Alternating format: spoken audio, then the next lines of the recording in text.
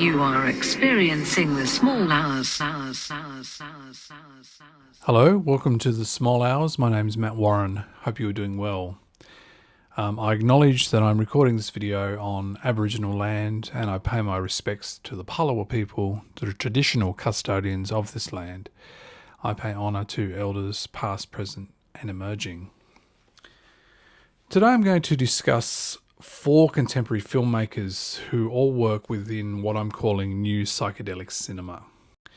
Among others, such as Richard Stanley, known for Hardware from 1990, and more recently The Colour Out of Space from 2019, and even someone like David Robert Mitchell, who made It Follows in 2014.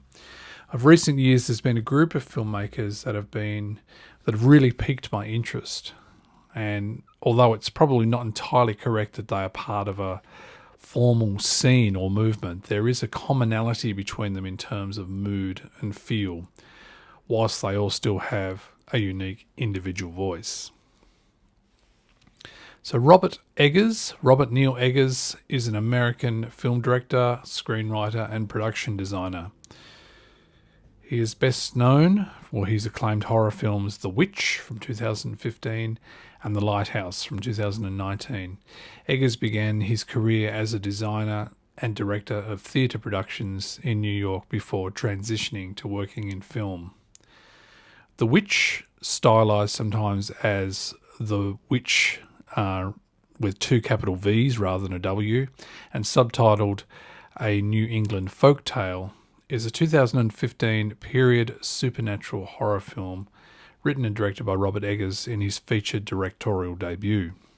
The film stars Anya Taylor-Joy in her first film appearance, Ralph Ineson, Kate Dickey, Harvey Scrimshaw, Ellie Granger and Lucas Dawson.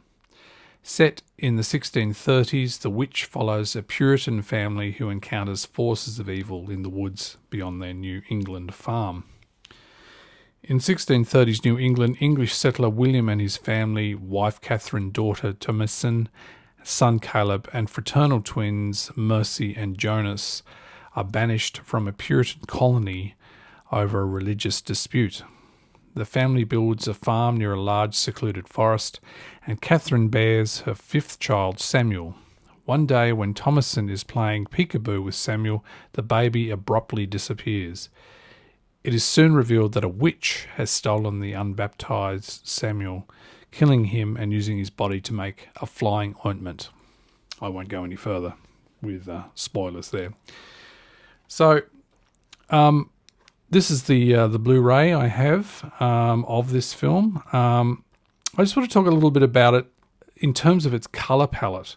Now, it's a colour film, but the gloomy, bleak light of the landscape that it exists in, it kind of gives it a greyness. And it's not unlike Ben Wheatley's A Field in England, which we'll talk a little bit about later, but with quite a different feel.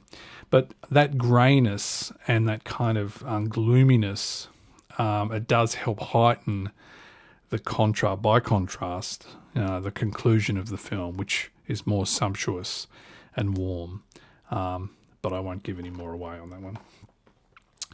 So The Lighthouse is a 2019 film directed and produced by Robert Eggers, who co-wrote the screenplay with his brother Max Eggers.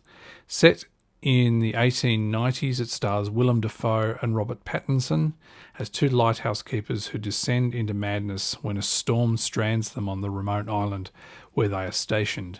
The genre has been debated. The film has been alternately described as a horror film, a psychological thriller, a survival film, and a character study.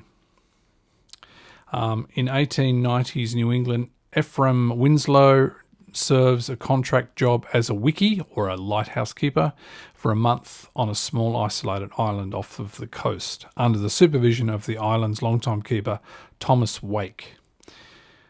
In his quarters, Winslow discovers a small scrimshaw of a mermaid and keeps it in his jacket. Wake immediately proves to be very demanding and assigning Winslow increasingly taxing jobs such as emptying chamber pots, painting the lighthouse and carrying heavy kerosene containers up the stairs, while forbidding him access to the lantern room. Winslow observes that every evening Wake secretly ascends the lighthouse and disrobes before the light.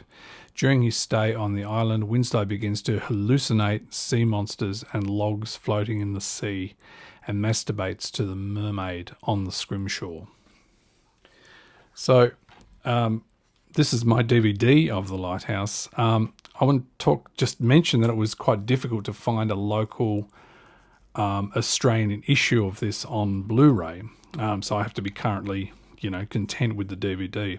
It's also worth noting that at the time I bought this, I was not aware that this was shot with a 4:3 ratio in mind. And I actually thought it was an oversight on the DVD production.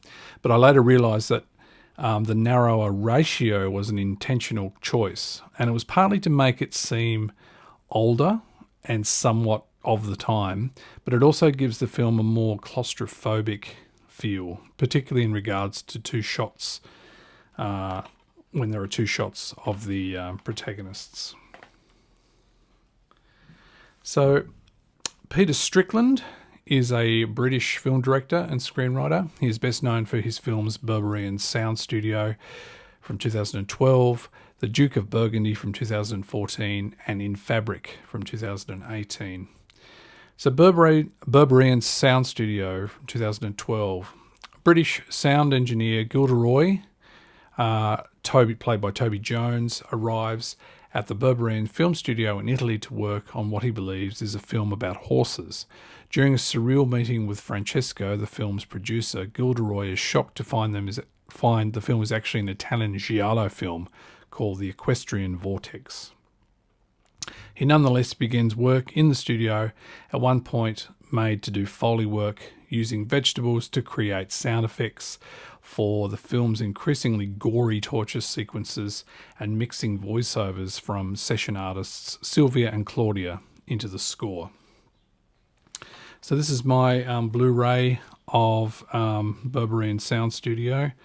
I just want to talk about the colour and the mood of this film is incredible, and it has a real sense of not only it being the making of or the sound design of a giallo film, but the actual whole film really does feel like that as well. And it's very mid to late 70s gaudy sort of colour that maybe Dario Argento or Mario Bava might use. I should also mention that I have the soundtrack, which was originally produced by Broadcast, and I hadn't heard much Broadcast before that, but made me a long-time fan, or a fan from that point on. And it was the last album that basically they did as a duo, because Trish Keenan who was one half of Broadcast, passed away from bird flu, I believe, soon after it was released, or I think may have been released after she passed away. Let's talk about In Fabric. In Fabric is a 2018 British horror comedy film written and directed by Peter Strickland. The film follows a haunted red dress as it torments various owners. It stars Marianne Jean-Baptiste, Hayley Squires, Leo Bill, and Gwendolyn Christie. Sheila is a recently divorced bank teller who lives with her son Vince. She is frequently chastised for insignificant work errors by her bosses, Stash, played by Julian Barrett, and Clive, played by Steve Oram, and intimidated by Vince's new girlfriend Gwen, played by Gwendolyn Christie. She visits department store Dentley and Soper's to buy a dress for a forthcoming date in the sales.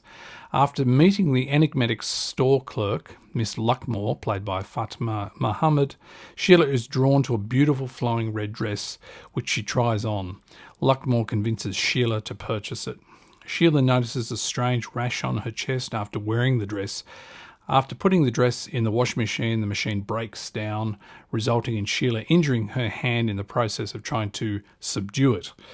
Sheila returns to the store to get a new size for the dress, only to learn that there is only one version of the dress and that the store model was killed after wearing the dress for the store catalogue.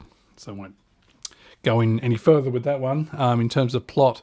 But this is a really interesting film too, and it's not unlike Berberian Sound Studio in terms of tone. It's a little bit kind of obviously funnier. It's more deliberately comedic, but it certainly has a similar giallo color scheme, although it's set primarily in England, so it's got a slightly different flavour, but well worth a look as well.